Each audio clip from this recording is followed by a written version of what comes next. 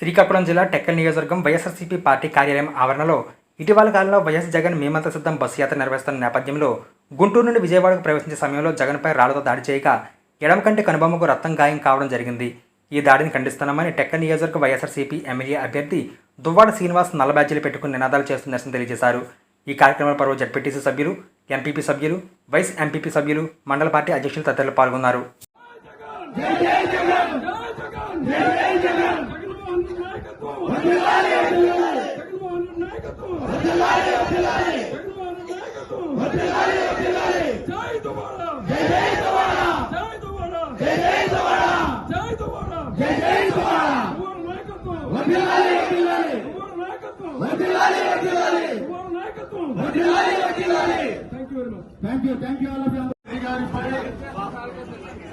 విజయవాడలో ప్రచారం చేస్తున్నటువంటి సందర్భంలో ఆయనను హతమార్చడానికి